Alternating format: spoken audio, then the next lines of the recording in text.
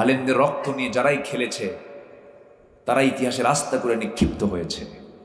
উনি যে বড় আল্লাহওয়ালা ছিলেন তার বড় প্রমাণ হলো তিনি বলেছিলেন আজ থেকে আরো 20-25 বছর আগের বক্তব্য, এমন একটি দিন সময় আসবে পালানোর জন্য একটা ইঁদুরের গর্ত খুঁজে পাবা না।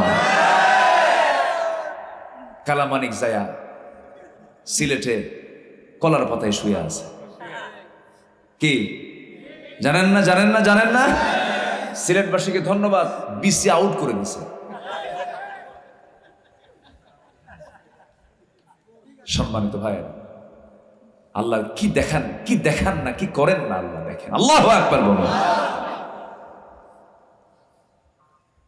সম্মানিত ভাইয়েরা, উনি বলেছিলেন শুধু গোড়ায় একটা ঝাঁকি দেওয়া হবে, মামুর বাড়ি দিল্লি গিয়ে পড়বেন।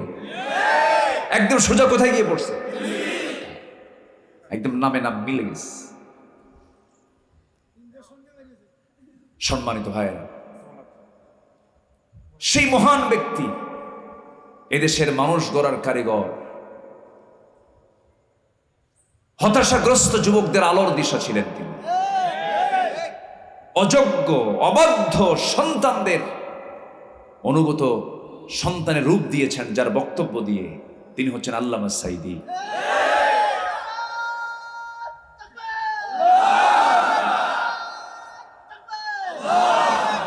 সে আল্লামা সাঈদী রাহিমাহুল্লাহ জীবনের 52টি বছর কোরআনের খেদমতে তিনি আঞ্জাম দিয়েছেন। 52 বছর তিনি মারা যাননি, তাকে মেরে ফেলা হয়েছে, ঠিক কিনা? এই তাফসীর মাহফিলের প্ল্যাটফর্ম থেকে প্রযুক্তির কল্যাণে জানান দিতে চাই, যে সমস্ত ব্যক্তিদের ষড়যন্ত্রের মধ্য দিয়ে একটা সুস্থ মানুষকে জেলখানা থেকে ধরে নিয়ে এসে চিকিৎসার নামে হার্টের রোগী বানিয়ে তাকে জেলখানা থেকে বের করে হসপিটালে রেখে, যে ডাক্তারদের অধীনে রেখে তাকে ইনজেকশন পুশ করে মারা হয়েছে, অবিলম্বে সেই সমস্ত চিকিৎসকদেরকে গ্রেফতার করার সময়ের দাবি।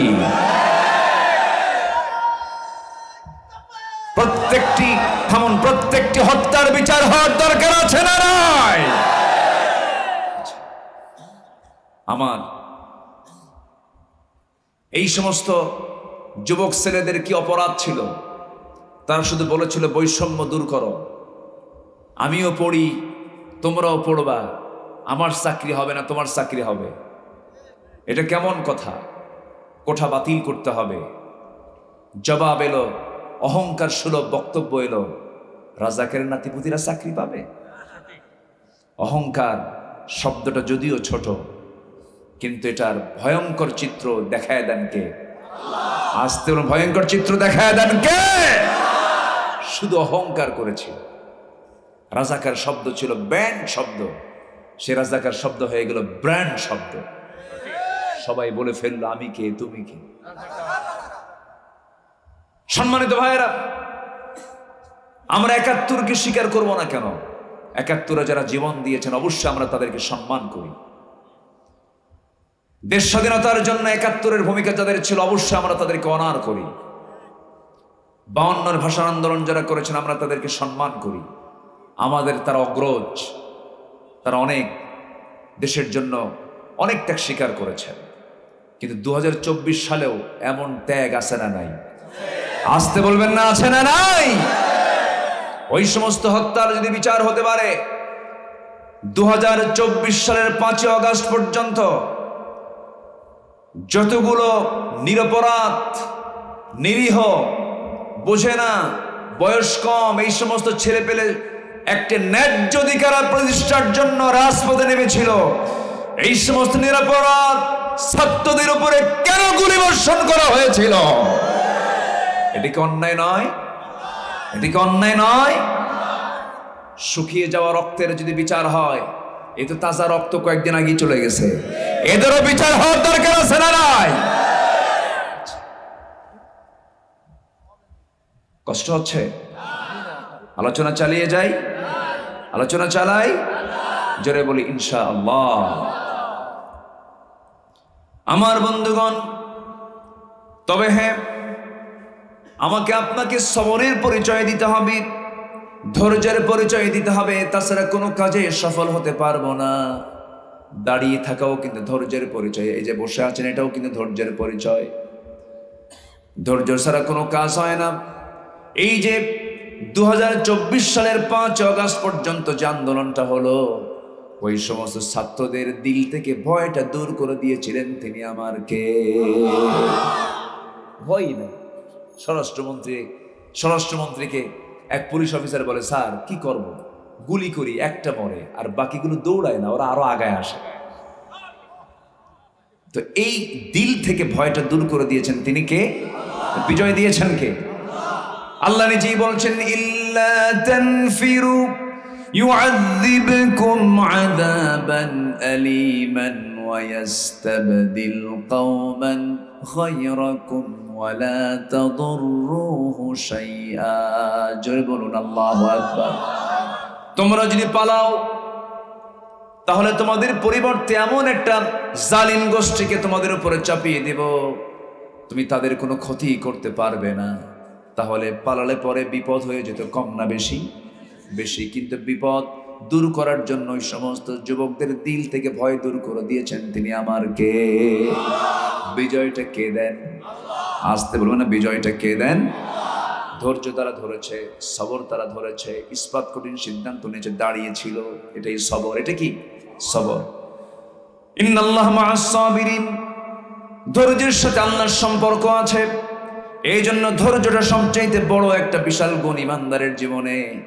সবচেয়ে বড় ধৈর্যের কিছু সংজ্ঞা আছে। এক নাম্বার হলো, ধৈর্য তাকেই বলে যে বান্দা পাপ কাজ থেকে নিজেকে বিরত রাখে, হলো সবচেয়ে বড় ধৈর্যশীল। যে বান্দা পাপকে ছয় না, পাপকে স্পর্শ করে না, এটাই সবচেয়ে বড় সবরের পরিচয়। এর চেয়ে বড় ধৈর্যশীল আর কিছুই হতে পারে না। আজকের সমাজে পাপ করা সহজ না, নেক আমল করা সহজ। বলেন কোনটা সহজ? পাপ কাজ করা সহজ। আপনি মদ খাবেন, কেউ কিছু বলবে না। আপনি জিনার দিকে যাবেন, কেউ কিছু বলবে না। আপনি সুদ খাবেন, কেউ কিছু বলবে না। ঘুষ খাবেন, কেউ কিছু বলে না। কিন্তু ইসলামী রাষ্ট্র যদি হয়ে যায়, কোরআনের আইন যদি চালু হয়ে যায়, এই সমস্ত কাজগুলো করা বান্দার জন্য সহজ হবে না, কঠিন হবে? কঠিন হয়ে যাবে। একটা ইসলামী সমাজের বৈশিষ্ট্য হলো ভালো কাজটা করা সহজ হবে, মন্দ কাজটা করা কঠিন হয়ে যাবে। আর অনিসলামী সমাজের বৈশিষ্ট্য হলো ভালো কাজ করা কঠিন হবে, মন্দ কাজ করাটা পানির মতো সোজা হয়ে যাবে। যা আজকের সমাজে আছে না নাই? এক হাজী সাহেব হজ করতে গেছে, আমি 2015 সালে একসঙ্গে যাচ্ছিলাম। হাজী সাহেব বিমানে চড়লেন। বিমান বালাগুলো পুরুষ হয় না মহিলা হয়? মহিলা হয়। অসুন্দরী না সুন্দরী? বয়স কানা কম বয়সী? নির্দিষ্ট একটা বয়সী কম বয়সী মেয়েরা বিমানবালার চাকরি পেয়ে যায়, তাদেরকে ওই কন্ডিশনেই তাদেরকে চাকরি দেওয়া হয়। এক মুরব্বী আমার সঙ্গে হজে চললেন। মুরব্বী মানুষ, ওই বিমানের সিট বেল্ট বাঁধতে পারেন না। এক মহিলা বিমান ক্রু, বিমানবালা এসে তার বেল্ট লাগায় দিয়ে বলে, চাচার কোনো সমস্যা আছে নাকি? আমার দিকে তাকায় বলে, বাবা এটাই কি হজ নাকি? মুরব্বী তো গ্রামের মানুষ। আমি বললাম, চাচা যাওয়ার সময়ও পাবেন, আসার সময়ও পাবেন, মাশাআল্লাহ। কি কথা কি বুঝতেছেন আপনারা? পাপ কাজের জন্য সব জায়গায় মোহরা আছে। একটা কোম্পানির অ্যাড দিতে গিয়েও পুরুষের চাইতে মেয়ের পরিমাণ কম না বেশি? বলেন। মোবাইল আপনি রিং দিয়েছেন সলিমুদ্দিকে, সলিমুদ্দির ফোন বন্ধ, উত্তরে জবাব ভিতর থেকে জবাব দিয়ে দেয়, দুঃখিত এই মুহূর্তে সংযোগ দেওয়া পুরুষ না মহিলা? মাশাআল্লাহ। এরকম করে গুনাহগার করার জন্য বারবার বিভিন্ন দিক থেকে আপনাকে বিভিন্নভাবে আপনাকে আকর্ষণ করা হচ্ছে। এই সমাজে চলতে গেলে ইমানটা ধরে রাখাটা সহজ নয়, অনেক ধৈর্যের প্রয়োজন আছে, খুব ধৈর্যের প্রয়োজন আছে। ধৈর্যের প্রয়োজন সবার আগে। আল্লাহ এই জন্য বলছেন, ওয়াল্লাযীনা সাবারু ইবতিগা ওয়াজহি রাব্বিহিম ওয়া আকামুস সালাতা ওয়া আনফাকু মিম্মা রাযাকনাহুম সিররান وعلانية ويدرؤون بالحسنة السيئة أولئك لهم عقبى الدار جربون الله أكبر একটু কান লাগান মনোযোগ দিয়ে শুনুন নাম্বার 1 চারটা কাজের এক নাম্বার কাজ হলো যারা আল্লাহর সন্তুষ্টির জন্য যারা সবর ধরবে বিপদে মুসিবতে যারা আল্লাহকে ডাকবে ভুলে যাবে না এই পৃথিবীতে আল্লাহর পছন্দের বান্দা যারা বিপদে আক্রান্ত হয়েছেন তারাই সবচেয়ে বেশি আশাদ্দুন নাসি বালাউল আম্বিয়া সুম্মাল আমসাল ফাল আমসাল এই দুনিয়াতে সবচেয়ে বেশি বালা মুসিবতের শিকার হয়েছেন প্রথম হলো আম্বিয়া কেরাম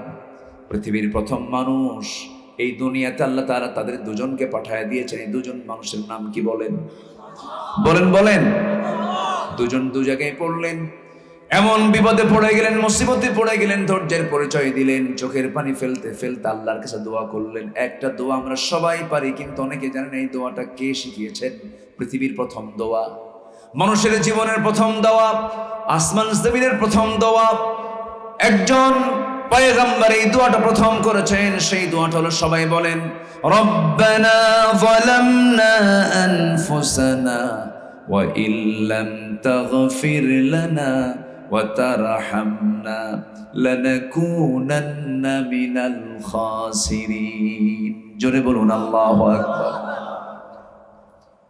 এই দোয়াটা আমরা সবাই পারি কিন্তু এই দোয়াটা শিখিয়েছেন প্রথম কে আদম আলাইহিস সালাতু ওয়াস সালাম দোয়া শিখিয়েছেন ইব্রাহিম আলাইহিস সালাতু ওয়াস সালাম তিনি দোয়া করেছেন রব্বানা তাকাব্বাল মিন্না ইন্নাকা আনতাস সামিউল আলিম ওয়া তুব আলাইনা ইন্নাকা আনতাত তাওয়াবুর রহিম জোরে বলুন আল্লাহু আকবার দোয়া শিখিয়েছেন ইউনূস আলাইহিস সালাতু ওয়াস সালাম যারা পারেন আওয়াজ দিয়ে আমার সঙ্গে ঠোঁট মিলায়া বলুন লা ইলাহা ইল্লা আনতা সুবহানাকা ইন্নী কুনতু মিনাজ জালিমিন জোরে বলুন আল্লাহু আকবার আইয়ুব আলাইহিস সালাতু ওয়াস সালাম দোয়া শিখিয়েছেন রব্বি আন্নী মাসসানিয়াদ-দুররু ওয়া আনতা আরহামুর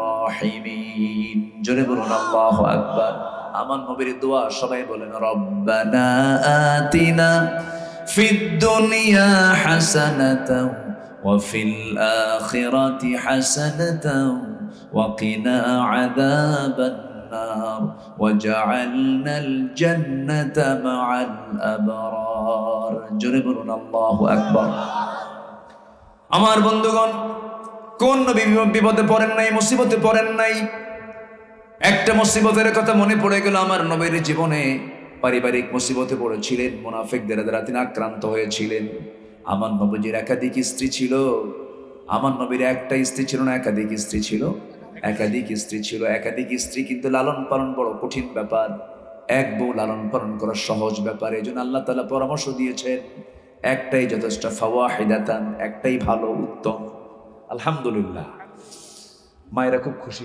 হুজুর এটা একটু বুঝায় দেন খালি আমাদের হুমকি মারেন বিয়ে কিন্তু আরেকটা করুন একটু বসেন আমাকে না বলে অনেকে চলে যাচ্ছেন আমি কিছু বলবো না কারণ 12টা পার হয়ে গেছে তো মানুষের তো কর্মজীবন আছে আগামীকালের অনেক কাজ আছে আমার মনে হয় একটু দোয়া করে দিলে নাকি কি করবো বলেন তাহলে যে আপনার পাশে থেকে উঠবে তাকে ধরায় দিবে বসায় দিবে ব্যাস বসায় দেবে হ্যাঁ বসো গ্রামের নাম কি আর উপজেলার নাম কি মনিরাম এটা গয়েশ এইদিকে এই নামগুলো এখনো আছে কিন্তু এই গ্রামে শুনলাম যে কোনো হিন্দু মানুষ নাই এই গ্রামে নাই আগে ছিল এক সময় এখন নাই তবে হিন্দুরাও আমাদের ভাই তারা তো মানুষ আমরা তাদেরকে সম্মান করব আমরা তাদের মন্দির পাহারা দেই কিন্তু তারা আমাদের মসজিদ পাহারা দিতে পারে না ঠিক কিনা বলেন তার সবচেয়ে বড় সাক্ষী হলো ভারত ঠিক কিনা বাবরি মসজিদ কে আছে না হাতুড়ি দিয়ে ভাঙছে ওরা কিন্তু ওদের মন্দিরকে আমরা ভাঙি আমরা শিখিয়েছি পৃথিবীতে অন্য ধর্মকে সম্মান করতে আল্লাহু আকবার বলো সম্মানিত ভাইরা হ্যাঁ ইসলাম শিখিয়েছে আমরা তো ইসলাম মানি জি ঠিক আছে মানার চেষ্টা করি সম্মানিত বন্ধুগণ তামান নবীজি তার পারিবারিক জীবন একটা বড় পরীক্ষার মধ্যে পড়েছিলেন। তো কি ধৈর্যের পরিচয় দেখেন। মোনাফিক আগেও ছিল, নবী জানতেন যে লোকটা মোনাফিক, কিন্তু তাকে নিয়ে কিন্তু আবার রাসূল ছিলেনও কিন্তু। আজকের সমাজে মোনাফিক মনে হয় নাই, তবে মনিরামপুরে নাই। মনিরামপুরে মোনাফিক আছে, মারাত্মক ভয়ঙ্কর এরা। এদেরকে চেনা খুব মুশকিল। এদের কথা হলো ফেরেশতার মতো, খুব সুন্দর কথা বলে। যারা বেশি সুন্দর কথা বলে তাদের কথার মধ্যে রহস্য থাকে। আর দেখবেন কিছু কিছু বুড়ো চাচা আছে, কিছু মুরব্বী আছে, একদম সামনে যা পায় তাই মেরে দেয় একদম, কিন্তু লোকটা ভালো আছে না? বলেন তো। আচ্ছা, সোজা কথা এক মুখে হয়, সোজা কথা কি একদিকে হয়, আর সুন্দর কথা নানান দিকে হয়। তবে হ্যাঁ, কথা সুন্দর করেই বলা উচিত। অকুলু লিন্নাসি হুসনা, সুন্দর করে কথা বলা উচিত। তবে মুনাফিকরা এই সুন্দর কথার নামে তারা পেঁচ লাগায় দেয়। আমার নবীজি বনু মুস্তালিক থেকে ফিরে আসতেছিলেন। নবীজি কোন সফরে গেলে বউকে রেখে যেতেন না, বউকে সাথে নিয়ে যেতেন, কারণ বউ হলো ইমানের পাহারাদার। বউ ইমানের কি পাহারাদার। বউকে সাথে নিয়ে চলবেন। আপনি মার্কেটে গেছেন, বাইরে গেছেন, বাজারে গেছেন, পাশে বউ আছে, অন্য কোনো নারীর দিকে তাকানোর কোনো হিম্মত? এই বউরে ভয় করেন না আপনারা? এত আস্তে করেন কেন? তাকানোর কি ক্ষমতা আছে? বউ কি ভয় করেন না আপনারা? হ্যাঁ, বর্তমানে কোন আগের থেকেই আপনিও ভয় করেন, কোনো উপায় নাই তো।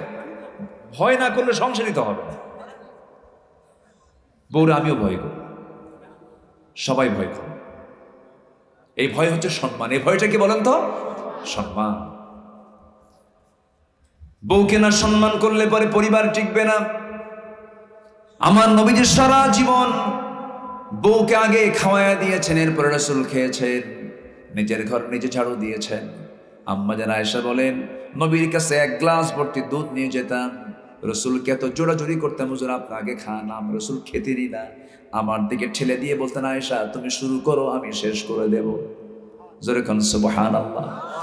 মোহাব্বতটা কেন হবে না ভাই? কেন হবে না মোহাব্বত?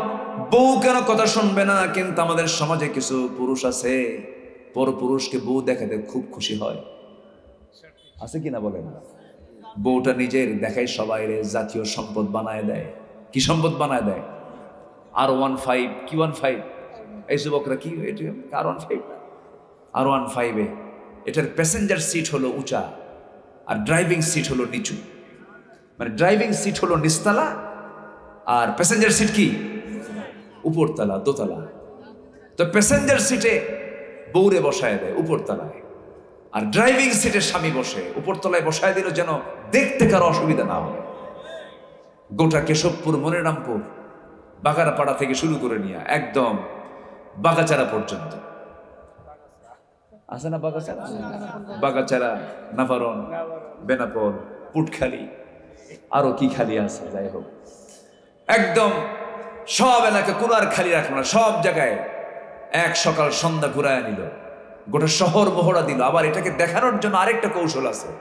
সে R15 যে মানে ধোঁয়া বের হওয়ার যে একটা কি বলে, ওটার নাম কি, যে সাইলেন্সারটা থাকে, এটা আবার খুলে ফেলে এমন একটা আওয়াজ দেয়, বুঝায় আমি একখান মাল নিয়ে যাচ্ছি।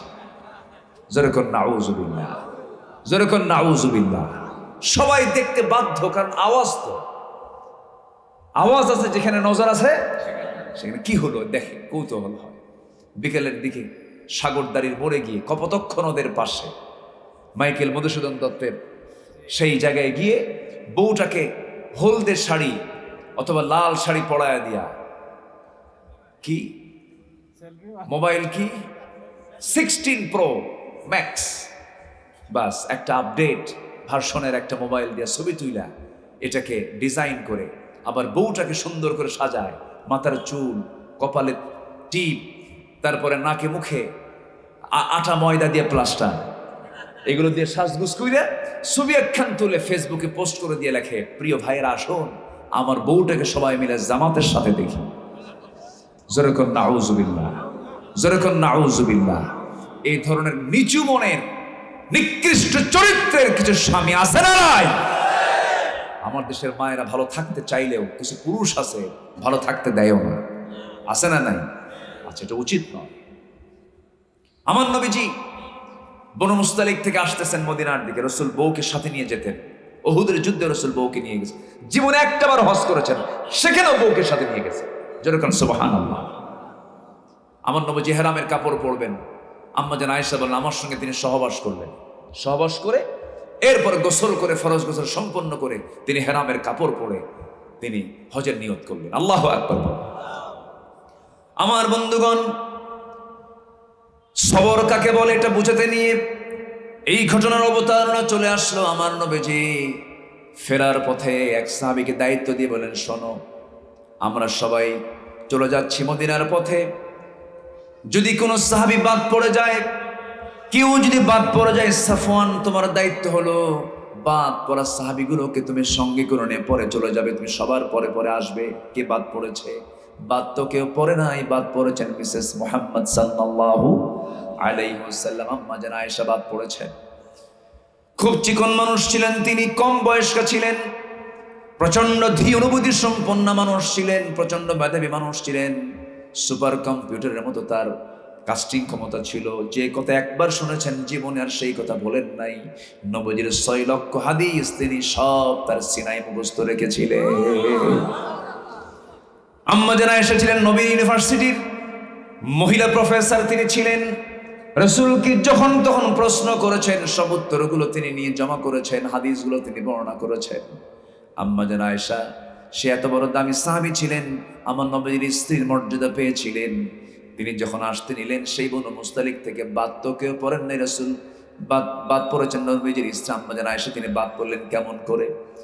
উটের পিঠে তিনি পালকিতে বসা ছিলেন, হাওদায় বসা ছিলেন। হঠাৎ করে তিনি বললেন, ও সাহাবী, আমাকে নামিয়ে দাও, হাজতের প্রয়োজন হয়েছে, আমাকে নামিয়ে দাও। হাওদা উটের পিঠ থেকে নামানো হলো, সেখান থেকে নামলেন, আড়ালে চলে গেলেন, শৌচ কার্য কমপ্লিট করলেন। শৌচ কার্য কমপ্লিট করে আসতে নিয়ে তার দেরি হয়ে গেল। এইদিকে দায়িত্বপ্রাপ্ত সাহাবী হাওদাটা ভেবেছেন মনে হয় আম্মা জান আয়েশা চলে আসছেন, হাওদার মধ্যে ঢুকেছেন। হাওদাটা হাতের মধ্যে নিয়ে আস্তে করে উটের পিঠে উঠায়া দিলেন। এখন প্রশ্ন হলো, একটা মানুষ থাকলে তো তার ওজনটা বেশি হবে, তার তো টের পাওয়ার কথা। আম্মা জান আয়েশা এত চিকন ছিলেন যে হাওদার মধ্যে থাকলেও যে ওজন, না থাকলেও সে ওজন। বাদ পড়ে গেছেন, সব চলে গেছে, কেউ নাই। কিন্তু একজন মহিলা বসে আছেন চাদর মুড়িতে। তখন আয়াত নাজিল হয়ে গেছে, পর্দার বিধান নাজিল হয়ে গেছে। কেউ নাই, চতুর্দিকে নীরব পরিবেশ, কোনো মানুষের কোনো আনাগোনা নাই। একজন মহিলা বসে আছেন দূর থেকে। দায়িত্বপ্রাপ্ত সাহাবী সাফওয়ান দূর থেকে লক্ষ্য করে দেখছেন একজন মহিলা বসে আছে চাদর মুড়ি দিয়া। কাছাকাছি গিয়ে দেখেন আমার নবীজির স্ত্রী আম্মা জান আয়েশা সিদ্দিক এখানে বসে আছেন। তিনি বলছেন, আম্মা জান কোনো টেনশন করবেন না, নবীর স্ত্রী হলো উম্মতের জন্য মা। উম্মতের জন্য কি মা, কোনো টেনশন নাই, আপনাকে পর্দার নিয়ম রক্ষা করে আপনাকে মদিনায় পৌঁছায় দেওয়া হবে। অত্যন্ত যত্নের সাথে, সম্মানের সাথে দায়িত্বপ্রাপ্ত সাহাবী তাকে মদিনায় পৌঁছায় দিলেন, নবীর ঘরে পৌঁছায় দিলেন, ঘোড়ার পিঠে করে নিয়ে গেলেন। এই কথাটা যখন মুনাফিকদের কানে চলে গেছে, মুনাফিকরা তিলকে তিলও না, অসম্ভবকে সম্ভব বানায় দিয়া, অনস্তিত্বকে অস্তিত্ব বানায় দিয়ে তারা বলে ফেললো, তোমরা কি জানো গত রাতে আয়েশা একটা পর পুরুষের সঙ্গে গোটা রাত সফর করেছে, আয়েশার চরিত্র নাই। জোরে কোন, আরো জোরে, আরো জোরে। এই জাতীয় কল্পিত কাহিনী নাটক রচনা করার মতো জঘন্য চরিত্রের মানুষ আজকের সমাজেও আছে না নাই? আসতে বলবেন না, আছে না নাই? যুগে যুগে ছিল একজন পয়গম্বর, মামলার শিকার পর্যন্ত হয়েছিলেন, জিনার মামলা খেয়ে জেল পর্যন্ত কেটেছেন। সেই নবীর নাম হলো সাইয়্যিদনা ইউসুফ আলাইহিস সালাতু ওয়াস সালাম। কোনো দোষ ছিল না, সম্পূর্ণ দোষ ছিল জুলাইখার, এক পক্ষপাতিত্বমূলক তার এই প্রস্তাবনা ছিল। তিনি সেই প্রস্তাবকে গ্রহণ করেন নাই, বরঞ্চ বাঁচার জন্য দৌড় মেরেছেন, রক্ষা করার জন্য আল্লাহর কাছে সাহায্য চেয়েছেন। এরপরও তার বিরুদ্ধে মামলা হলো, জেনার মামলা খেয়ে তিনি জেলখানার মধ্যে ঢুকলেন। আমার বন্ধুগণ, জেনার মামলা খেয়ে যদি আল্লাহর পয়গম্বর যদি জেলখানায় ঢুকতে পারেন, আলেমরা তো ঢুকতেই পারে, ঠিক কিনা? আলেমরা ঢুকতেই পারে। আমার বন্ধুগণ, একটু মনোযোগ দিয়ে শুনুন। আমার নবীজির কানে যখন এই সংবাদ চলে এলো, বউ সম্পর্কে যখন গোটা মদিনা টক টক বানায় ফেললো, ব্রেকিং নিউজ যখন হয়ে গেল, মিডিয়া ফলো আপ হয়ে গেছে, আয়েশার চরিত্র নাই, নবীজি শোনার সঙ্গে সঙ্গে আস্তে করে এসে বলছেন, আয়েশা, কিছু কথা আমার কানকে ভারী করে দিয়েছে, কেমন যেন মনে হচ্ছে। আয়েশা, আমার মনে হয় তোমার এই মুহূর্তে আমার ঘরে না থেকে বাবার ঘরে যাওয়া উচিত। বাবার ঘরে চলে যাও। বিয়ের পর একজন নারীকে মানায় বাবার ঘর না স্বামীর ঘর? বলেন, বাবার ঘর না স্বামীর ঘর? স্বামীর ঘরটাই তার জন্য মানানসই। এই কথা যখন শুনতে পেলেন, আম্মা জান আয়েশার চোখের পানি ওই যে শুরু হয়ে গেছে, বন্ধ আর হলো না। তিনি কেঁদে কেঁদে বলছেন, ইয়া রাসূলুল্লাহ, একে তো আপনি আল্লাহর পয়গম্বর, আপনি আমার আবার স্বামী, অবশ্যই আমি যেতে বাধ্য হব। আপনি আমাকে যাওয়ার জন্য অর্ডার দিয়েছেন, আমি চলে যাচ্ছি। তবে একটা কথা আমি আপনাকে বলে দেই, আপনি আমাকে বিশ্বাস করছেন কিনা আমি কিছুই বলবো না, তবে একটা কথা আমি আপনাকে জানাই দিচ্ছি, আমার বিয়ের পায়গাম কিন্তু দুনিয়ার কেউ দেয় নাই। আমার বিয়ের পায়গাম দিয়েছেন আপনার কাছে আল্লাহ তাআলা নিজে। সুবহানাল্লাহ। চিন্তা করে দেখেন, এত বড় দামি একজন মানুষ কি জাতীয় বাজে একটা অপপ্রচার চালিয়ে ফেললো। আমার নবীজির সংসার শান্তি শুরু হয়ে গেল। এখানে ধৈর্যের পরিচয় আছে না নাই বলেন? মুনাফিকদের চক্রান্ত চলবে, কিন্তু ইমানদারের ধৈর্যের কোনো কমতি রাখা যাবে না, ধৈর্যের চ্যুতি ঘটানো যাবে না। আমার নবীজির রাতের বেলা ঘুম হয় না, বিছানায় চলে যান, চোখের পানিতে বালিশ ভিজে যায়। আম্মা জান আয়েশা সেজদায় পড়ে কাঁদেন, গোটা রাত চলে যায় সেজদা দিতে দিতে। বাবাও কথা ভালো করে কথা বলে না। হারে, সকল দিক থেকে দুনিয়াটা ছোট হয়ে যাচ্ছে আম্মা জান আয়েশার জন্য, কিন্তু সেজদা পড়ে পড়ে কেঁদে কাকে সন্তুষ্ট করছেন? আল্লাহকে সন্তুষ্ট করছেন। আম্মা জান আয়েশা তেমন একজন নারীর নাম, যার শানে আল্লাহ রাব্বুল আলামিন একাধিক আয়াত নাযিল করেছেন, তায়াম্মুমের আয়াত নাযিল করেছেন, এবং তার চারিত্রিক সনদ আল্লাহ তাআলা নিজে নাযিল করেছেন। আল্লাহু আকবার বলেন। আম্মা জান আয়েশা বলেন, আল্লাহ তাআলা আমাকে 9টা কারণে শ্রেষ্ঠতা দান করেছেন। নাম্বার 1, আমি একমাত্র আমার নবীজির জীবনে কুমারী স্ত্রী ছিলাম। 9 বছরে বধূ হয়েছি, 13 বছরে বধূ হয়ে তার ঘরে পদার্পণ করেছি। আমি জিবরাইলকে নিজের চোখে দেখেছি। আল্লাহু আকবার বলেন। আমি থাকা অবস্থায় ওহী নাযিল হয়েছে, নবীর সঙ্গে শুয়ে আছি, একই চাদরের নিচে ওহী নাযিল হয়ে গেছে।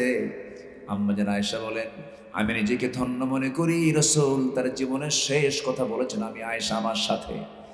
আমার ঘরে তিনি ইন্তেকাল করেছেন, আমার উরুটাকে তিনি বালিশ বানিয়েছেন। আমি নিজেকে ধন্য মনে করি, আমার নবীজি দুনিয়া থেকে বিদায় হওয়ার পূর্বে সর্বশেষ যে খাবার খেয়েছেন, আমি আয়েশা আমার মুখের লালা খেয়েছেন। মেসক দরকার, মেসক এনে দিলাম। মেসকের আগাটা শক্ত, আমি চাবায় চাবায় নরম করে দিলাম। নরম করে নবীর হাতে দিলাম। নবীজি মুস্কি একটা হাসি মেরে মেসক দিয়ে, মেসক শুরু না করে মেসকের আগায় আমার মুখের লেগে থাকা থুতু চুষে চুষে পান করছেন আর বলছেন, আয়েশা আমি তোমাকে দারুণ মোহাব্বত করি। আম্মা জান আয়েশা বলেন, আমি নিজেকে ধন্য মনে করি, আমার রাসূলের জীবনের শেষ খাবার ছিল আমার মুখের লালা ছিল। রাসূল দুনিয়া থেকে বিদায় নেবেন, আস্তে করে রাসূল বলছেন, আয়েশা আমার বেলাল তো আজান দিলে মসজিদে যাওয়া দরকার, আমি একটু যাই। ওঠার জন্য চেষ্টা করলেন, পারলেন না। আমার নবীজি মাথার চক্কর মেরে পড়ে গেলেন। পড়ে যাওয়ার সঙ্গে সঙ্গে আম্মা জান আয়েশা তাকে ধরে ফেললেন, মাথায় পানি ঢেলে দিলেন। আজান হয়ে গেছে, নামাজ পড়াবে কে? রাসূল কানে কানে বলছে, আয়েশা তোমার আব্বা আবু বকরকে বলে দাও আমার মুসল্লায় যেন দাঁড়ায় সে নামাজটা পড়ায় নেয়। মানে রাসূল বুঝায় দিচ্ছেন, আমার পরবর্তী খেলাফতের দায়িত্ব গ্রহণ করবে আমার আবু বকর। আল্লাহু আকবার বলেন। নামাজ পড়াবে যে, রাষ্ট্র চালাবে সে। আমার বন্ধুগণ, আমার নবীজি শেষ পর্যন্ত বলেছেন, আয়েশা আমি একটু সাহাবীদের নামাজ দেখবো, আমাকে নিয়ে যাও। জানালার কাছে নিয়ে যাওয়া হলো।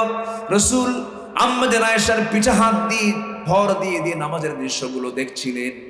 আমার নবীজির সেই সময় 2টা দাঁত নাই। কি 2টা দাঁত নাই? কোমরটা কুঁজো হয়ে গেছে। আমার নবীজি উহুদের ময়দানে দাঁত হারিয়ে ফেলেছেন, আর খন্দকের প্রান্তরে কোদাল মারতে মারতে কোমর হারায় ফেলেছিলেন। কোমর কুঁজো রাসূল, দাঁত ভাঙ্গা রাসূল দুনিয়া থেকে বিদায় নেবেন। এমন সময় হঠাৎ করে আমার নবীজির বিরুদ্ধে ষড়যন্ত্র করে ইহুদিরা খাবারের মধ্যে বিষ ঢুকিয়ে দিয়েছিল, সেই বিষক্রিয়া শুরু হয়ে গেছে। সব যন্ত্রণা একসঙ্গে শুরু হয়ে গেছে, রাসূল মারা যাবেন। আম্মা জান আয়েশা তাকে ধরলেন। আমার নবীজির সাহাবে কেরামদের নামাজের দৃশ্য দেখছিলেন। এমন সময় নবীজির চক্ষু বেয়ে বেয়ে গড়ে গড়ে পানি পড়ছিল, চোখের অশ্রু ঝরছিল। আম্মা জান আয়েশা বলছেন, হুজুর আপনি কাঁদেন কেন? আপনার সাহাবীরা তো নামাজে ব্যস্ত হয়ে পড়েছে, কান্নার তো কোনো কারণ দেখি না। আমার নবীজির সঙ্গে সঙ্গে বলছেন, আয়েশা রে আমার চোখের পানি যে দেখতেছো দুঃখের নয়, এটা চরম আনন্দের। তুমি কি জানো এই নামাজ কায়েমের জন্য তায়েফের মানুষগুলো আমাকে পাগল মনে করে মারতো। এই নামাজ কায়েমের সংগ্রাম করতে গিয়ে আমাকে পাগল আখ্যা দিয়ে মক্কার কুরাইশ আমাকে কত মেরেছে, রক্তাক্ত করেছে, দেশ ছাড়া করে দিয়েছে। উহুদের ময়দানে এই যে আমার দাঁত নাই, এই যে আমার কোমর চলে গেছে খন্দকের প্রান্তরে। এই নামাজ কায়েমের সংগ্রাম করতে গিয়ে এত ত্যাগ আমার সাহাবীরা করেছে। আমার চাচা সাইয়্যিদুশ শুহাদা আমিন হামজাকে টুকরো টুকরো করে দুনিয়া থেকে বিদায় করেছে, কলিজা বের করে নিয়েছে, হাত কেটেছে, চোখ তুলেছে, কান কেটেছে, নাক কেটেছে। এত ত্যাগ, এত কুরবানির মধ্য দিয়ে আজকে যে নামাজ কায়েম হয়েছে, রাষ্ট্রের পর্যায়ে ইসলামটা কায়েম হয়ে গেছে।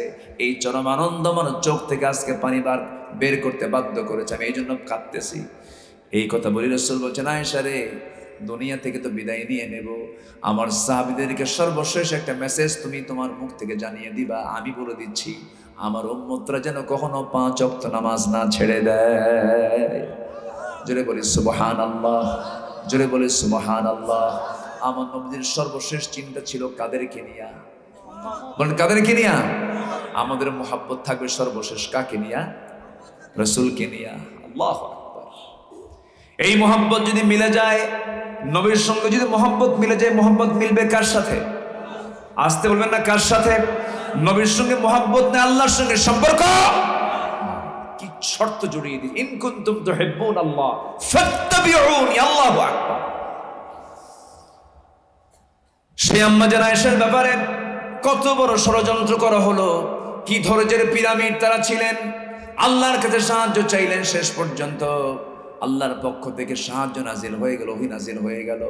আমার নবীজি দীর্ঘ সময় ধরে কাঁদলেন, আম্মা জান আয়েশাও কাঁদলেন, দুজন কাঁদলেন, সাহাবীরাও কাঁদলেন, আর মুনাফিকরা হাসে। কিন্তু আল্লাহর আয়াত যখন নাজিল হয়ে গেছে, হে রাসূল, আপনি যা শুনেছেন সম্পূর্ণ মিথ্যা, ভিত্তিহীন কথা।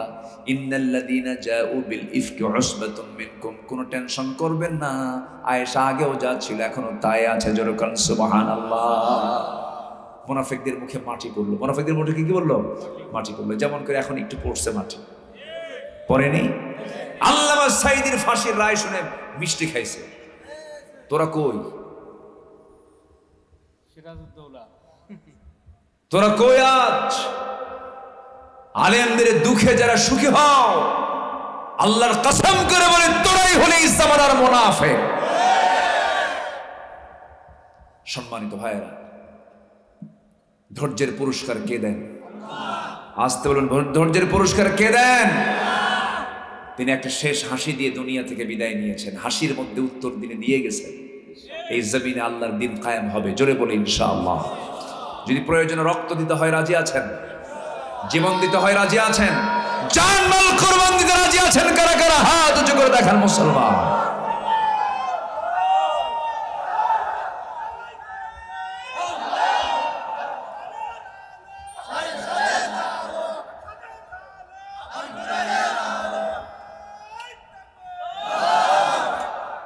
আল্লাহ কবুল করুন। জোরে বলি আমিন। এজন্য সবর ইমানদারদের জীবনের একটা শ্রেষ্ঠ গুণ। এর কিছু পুরস্কার আছে। পুরস্কারগুলো কি কি একটু শোনায় দেই, শুনবেন? একটু আয়াত বলবো, বিরক্ত হবেন না তো? আচ্ছা, আল্লাহ রাব্বুল আলামিন বলেন, সবর করনেওয়ালার জন্য সীমাহীন পুরস্কার। কুল ইয়া ইবাদিল্লাযীনা আমানু তাকু রাব্বাকুম লিল্লাযীনা আহসানু ফি হাযিহিদ দুনিয়া হাসানাহ ওয়া আরদুল্লাহি ওয়াসিআহ ইন্নামা ইউওয়াফফাস সাবিরুন আজরাহুম বিগাইরি হিসাব। জোরে বলুন আল্লাহু আকবার। নাম্বার 2 হলো আল্লাহর সঙ্গে থাকার অঙ্গীকার। আল্লাহ তার সঙ্গে থেকে যাবেন যারা ধৈর্যশীল। যে আয়াতটা আমি বলেছিলাম এর সঙ্গে আল্লাহ তাআলা আরেকটা আয়াত মিলায়া দিচ্ছেন, ওয়া আতিউল্লাহা ওয়া রাসূলাহু ওয়া লা তানাযাউ ফাতাফশিলু ওয়া তাযহাবা রিহুকুম ওয়াসবিরু ইন্নাল্লাহা মা'আস সাবিরিন। জোরে বলুন আল্লাহু আকবার। নাম্বার 3 হলো ধৈর্যের মাধ্যমে বিপদ মোকাবেলার নির্দেশ আল্লাহ রাব্বুল আলামিন করে দিয়েছেন। وَلَنَبْلُوَنَّكُمْ بِشَيْءٍ مِّنَ الْخَوْفِ وَالْجُوعِ وَنَقْصٍ مِّنَ الْأَمْوَالِ الأموال والأنفس والثمرات وبشر الصابرين জোরে বলুন আল্লাহু আকবার। নাম্বার 4 হলো ষড়যন্ত্রের মুখোমুখি সবরের মাধ্যমে আল্লাহর উপর তাওয়াক্কুল। আল্লাহ রাব্বুল আলামিন বান্দাকে বলছেন, বান্দা যখন কোনো বিপদে পড়বে সবর ধরবে, পুরস্কার দিবেন কে? আল্লাহ তাআলা। নাম্বার 5 হলো ধৈর্যের মাধ্যমে কষ্টকে সহজ করা। যে আয়াতটা আমি বলে দিয়েছি, আল্লাহ তাআলা সকল কষ্ট দূর করবেন ধৈর্যের মধ্য দিয়ে। জোরে কোন সুবহানাল্লাহ। নাম্বার 6 হলো সবর হলো আল্লাহর পক্ষ থেকে বিশেষ একটা পরীক্ষা। আল্লাহ রাব্বুল আলামিন পরীক্ষা করেন, ওয়ালানাবলুওয়ান্নাকুম হাত্তা না'লামাল মুজাহিদিনা মিনকুম ওয়াস-সাবিরিন ওয়ানাবলুয়া আখবারাকুম। আল্লাহ রাব্বুল আলামিন ধৈর্যের মধ্য দিয়ে পরীক্ষা করেন। নাম্বার 7 হলো বিপদী ধৈর্যশীলদের আচরণ এবং রহমতের সুসংবাদ। আল্লাহ রাব্বুল আলামিন বলছেন, আল্লাযীনা ইযা আসাবাতহুম মুসিবাতুন ক্বালু ইন্না, বলেন ইন্না লিল্লাহি ওয়া ইন্না ইলাইহি রাজিউন। এবং আল্লাহর রহমত তাদের উপরে নাযিল হবে ধৈর্য যারা পালন করবে। উলাইকা আলাইহিম সালাওয়াতুম মির রাব্বিহিম ওয়া রাহমাহ ওয়া উলাইকা হুমুল মুহতাদুন। জোরে বলুন আল্লাহু আকবার। আল্লাহর রহমত প্রাপ্ত বান্দা হওয়ার জন্য ধৈর্যের দরকার আছে না নাই? সবর আল্লাহর পছন্দের দৃঢ় সংকল্পের কাজ। দৃঢ় সংকল্প হচ্ছে সবর। আল্লাহ পাক এই গুণগুলো অর্জন করার তৌফিক দান করুন। জোরে বলি আমিন, আরো জোরে আমিন। আল্লাহ রাব্বুল আলামিন সূরা রাদের 22 নম্বর আয়াতে 4টা কাজ করতে বলেছেন। 1 নম্বর সবর চলে গেল, এত লম্বা সময় হলো, মাত্র কেবল একটা হলো সবর। এখন আসেন নাম্বার 2, আকামুস সালাহ। এখন বলেন নুরু, ওয়াজ কি শেষ না শুরু? অনেক সময় লেগে যায়। আমার হানিফ ভাই কোথায় আছে? তো আমারে বলছে হুজুর ফজর পর্যন্ত ওয়াজ করবে। আমি বললাম ঠিক আছে, জানাজা সহ। আমল করার জন্য কি বেশি কথা লাগে? আমরা আমল করব। জোরে বলি ইনশাআল্লাহ। ফজর পড়বেন কারা কারা? একটু হাত তুলে দেখেন। জোরে বলি ইয়া আল্লাহ, আমাদেরকে ফজর, যোহর, আসর, মাগরিব, ইশা 5 ওয়াক্ত সালাত আদায় করার তৌফিক তুমি আল্লাহ দিয়া দাও। জোরে বলি আমিন, আরো জোরে আমিন। নাম্বার 2 হলো নামাজ কায়েম। নাম্বার 3 হলো আল্লাহর পথে দান করা। নাম্বার 4 হলো খারাপকে ভালো দিয়ে প্রতিহত করা। কই যান? আরে সম্মানিত ভাইয়েরা, আল্লাহ তাআলা তুমি সবার অংশগ্রহণকে তুমি আল্লাহ কবুল করো। জোরে বলি আল্লাহুম্মা আমিন। যত মানুষ হয়েছেন আল্লাহর মেহেরবানি, আজকে যশোর এই পয়েন্ট বাদে চতুর্দিকে বৃষ্টি, সব জায়গায় বৃষ্টি হয়েছে, হয় নাই? এই জায়গায় শুধু বৃষ্টিটা নাই, আল্লাহ তাআলা রহমত করেছেন। বৃষ্টিও রহমত। মাহফিল শোনার জন্য আল্লাহ তাআলা আজকে এই এলাকাকে বৃষ্টি মুক্ত রেখেছিলেন। বলি আলহামদুলিল্লাহ। আল্লাহ তুমি মাহফিলকে কবুল করো, কমিটিকে কবুল করো, গ্রামকে কবুল করো, মসজিদের মুসল্লিদেরকে কবুল করো, আশপাশের কবরের বাসিন্দাকে জান্নাত বানায় দাও, জিন্দেগি গুনাহগুলো মাফ করে দাও। যে যেখানে আছেন সবাই আমরা বসি, আমরা ধীরে ধীরে দোয়ার দিকে যাব। আমরা চাইবো কার কাছে বলেন তো? আল্লাহর কাছে চাবো, আল্লাহ যেন আমাদের গুনাহগুলোকে মাফ করে দেন। জোরে বলি আল্লাহুম্মা আমিন। নামাজের মতো করে বসি আমরা সবাই। কোনো কালেকশন আছে কি? চাইতে হবে, আমার চাইতে হবে। বলবো কতক্ষণ? আচ্ছা একটু বলে দেবো। আচ্ছা এই ভাই আমি দেখি নাই, উঠতেছে কে? ধরেন তাই, বসো বসো। আমি চাইবো না বসেন, আমরা দোয়া করবো। একটু বসেন। চাদর দিয়েছিলেন ভিতরে, চাদর ব্যাগ ট্যাগ দিয়েছিলেন। যে যা পারি আমরা একটু দেওয়ার চেষ্টা করবো। 12টার আগে দিয়েছি, 12টার পরে একটু দিলাম। আল্লাহকে দিয়ে আল্লাহর কাছ থেকে আমরা কিছু বিনিময় বুঝে নেবো। জোরে বলি ইনশাআল্লাহ। আমরা আল্লাহকে দিলে আল্লাহ কি আমাকে দিবেন না? আল্লাহকে আমার আপনার মতো এরকম কৃপণ মার্কা? আল্লাহ কি কৃপণ? আল্লাহ কি কম দেন না বেশি দেন? বেশি দেন। আমরা আল্লাহকে যা দেবো আল্লাহ আমাকে তার চেয়ে ডাবল দিবেন। আমরা সবাই দেওয়ার চেষ্টা করবো। জোরে বলি ইনশাআল্লাহ। ব্যাগ যাচ্ছে, যে যা পারি আমরা দেবো। দোয়ার প্রস্তুতি নিচ্ছি, সবাই বলে সুবহানাকা আল্লাহুম্মা ওয়া বিহামদিকা আশহাদু আল্লা ইলাহা ইল্লা আনতা আস্তাগফিরুকা ওয়া আতুবু ইলাইকা। চিৎকার মেরে বলি, ইয়া আল্লাহ, আমার জীবনে সাগীরা কবীরা, ছোট বড় সব গুনাহ তুমি আল্লাহ মাফ করে দাও, মাফ করে দাও। জোরে বলুন, ইয়া রাব্বাল আলামিন, ইয়া রাব্বাল আলামিন। সবে নামাজের মতো করে বসে আমরা চাইবো কার কাছে? আল্লাহর কাছে। গ্রামের যে সমস্ত মা বোনরা আছেন, আমার আলোচনা যারা শুনছেন, বিশেষ করে আমি তাদেরকে বলতে চাই, সব কিছুর আগে, সব আমলের আগে আপনার আমলটা দরকার হলো নিজের চামড়াটাকে ঢেকে সাজানো, ঢেকে রাখা, পর্দার উপরে থাকা। যে নারী পর্দার উপরে থাকবে, আল্লাহ তাআলা তার জন্য জাহান্নামকে পর্দা করে জান্নাতকে আল্লাহ তাআলা উন্মুক্ত করে দেবেন। আল্লাহ তাআলা আমল করার তৌফিক দান করুন। আসুন দোয়া, আপনি দোয়া করেন, আপনি দোয়া করেন, আমি করব দোয়া। এই মিজান কই, না হানিফ ভাই কই, আপনারা আসেন দোয়া করেন। আচ্ছা ঠিক আছে, আসেন, জি বসেন, সবাই বসেন, আমরা দোয়া করি। আমরা চাইবো কার কাছে? আমি দোয়া চাচ্ছি, সবাইকে আমার জন্য দোয়া করবেন। আলহামদুলিল্লাহ, আমি খুবই খুশি হয়েছি যে এত রাতে আপনারা সবাই এখনো বসে আছেন। কিছু ভাই দূরের মানুষ, তো তারা যাবেন, এটা স্বাভাবিক। আল্লাহুম্মা আমিন। রব্বানা যালামনা আনফুসানা ওয়া ইল্লাম তাগফির লানা ওয়া তারহামনা লানাকুনান্না মিনাল খাসিরিন। গভীর রাত, নিঝুম রাত, হাজারো মুসলমান নরনারী নিয়ে তোমার কালামের একটি আয়াতকে সামনে রেখে চারটি বিষয়ের উপরে হালকা হালকা কিছু কথা বলেছি। আয় আল্লাহ তাআলা, সবরের উপরে কিছু আলোচনা করার চেষ্টা করেছি। তোমার নবী, তোমার পছন্দের বান্দাদের জীবন থেকে কিছু কথা বলেছি। শেষান্তে কাঙ্গালি ফিকারির মতো দুটো হাত পেতেছি। আল্লাহ, গুনার দিকে নজর দিও না, বান্দা মনে করে তামাম জিন্দেগির গুনাহগুলোকে মাফ করে দাও। জনম দুঃখিনী মা, জনম দুঃখী বাপ জান যারা চলে গেলেন, জিন্দেগির গুনাহগুলো মাফ করো, খবরগুলোকে জান্নাতের টুকরা বানায়া দাও।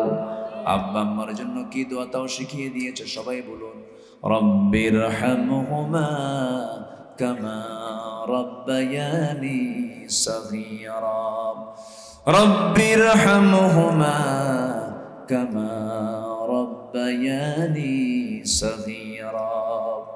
আয় আল্লাহ তাআলা, বিশেষ করে এই মাহফিলের আয়োজন যারা করলেন, শোনার জন্য দূর দূরান্ত থেকে যারা আসলেন, বিনিময়ে কিয়ামতের কঠিন ময়দান যেদিন কেউ কাউকে চিনবে না, এমনকি মা সন্তানকে পর্যন্ত অস্বীকার করে বসবে, সেই কঠিন মুসিবতের দিনে মাহফিল সবার জন্য নাজাতের মাধ্যম বানায় দিও আল্লাহ। আয় আল্লাহ তাআলা, আমার ডানে, আমার বামে, আমার সামনে পেছনে যত ভাই, আড়ালে যত মা বোন হাত তুলেছেন, যার যা প্রার্থনা তুমি আল্লাহ দয়া করে কবুল আর মঞ্জুর করে নাও। আয় আল্লাহ তাআলা, এই দোয়া আমার জীবনের শেষ দোয়া হতে পারে। কোন দিন দুনিয়া থেকে বিদায় নেব জানি না, ডান হাতে আমলনামা না আসা পর্যন্ত আমাদের কাউকে কবরে নিও না।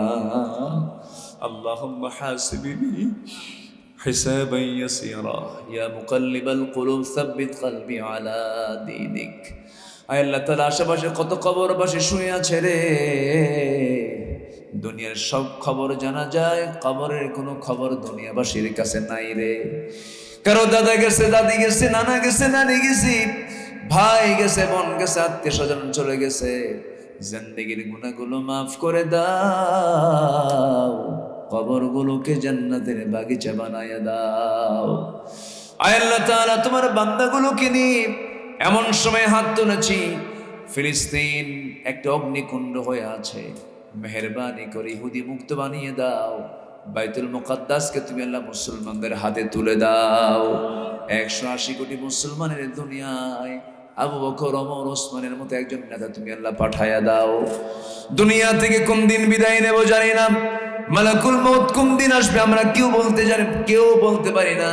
তবে যেদিন মরবো রে, কোনো সিগন্যাল থাকবে না, বিনা সিগন্যালে যান কবজ হয়ে যাবে। লাশটা নিয়ে সব গোসল করাইয়া দেবে, সন্তানগুলো হাজির হয়ে যাবে, আত্মীয় স্বজন দিয়ে ঘর বাড়ি ভরে যাবে, সব আমাকে নিয়ে কান্নাকাটিতে ব্যস্ত হয়ে পড়বে। সবার দিলটা ক্ষত হবে, কিন্তু আমাকে কেউ ডাক দেবে না রে। আমাকে গোসল করাইয়া দিবি, গোসল শেষ হয়ে যাবি, কবরের দিকে নিয়ে চলে যাবে রে। কবরে শোয়া দেবে। সোমবারে মরে যাব, সোমবারই বিদায় দিয়ে দেবে। শুক্রবারে মারা যাব, শুক্রবারই বিদায় দিয়ে দেবে। দেরি করবে না, বলবে লাশ ফুলে যাবে, তাড়াতাড়ি দাফন করে দাও। সন্তানগুলো ছটফট করবে।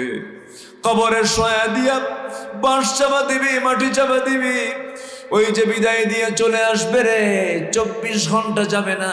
মাথার চুল কত শ্যাম্পু দিলাম, মাথার চুলগুলো খসে খসে পড়বে। 3 দিন যাবে না, চামড়ায় কত তেল সাবান লাগালাম, সব এই চামড়াগুলো গলে গলে ওই পোকার পেটের খাবার হয়ে যাবে। মাত্র 7টা দিন পেটের নারী ভরে সব চোখ মুখ কান নাক দিয়ে বের হওয়া শুরু হয়ে যাবে রে। বডি চেনা যাবে না, চেহারা চেনা যাবে না। মাত্র 3টা মাস কবর খনন করার পর যদি দেখা হয় কয়েকটা হাড় ছাড়ার দুনিয়ার কোনো চিহ্ন আমার থাকবে না রে। এই তো দুনিয়ার জীবন রে আল্লাহ, এই তো দুনিয়ার জীবন। সে অন্তিম মুহূর্ত যখন চলে আসবে, জবানে জারি করে দিও লা ইলাহা ইল্লাল্লাহু মুহাম্মাদুর রাসূলুল্লাহ। আসসালামু আলাইকুম ওয়া রাহমাতুল্লাহি ওয়া বারাকাতুহু।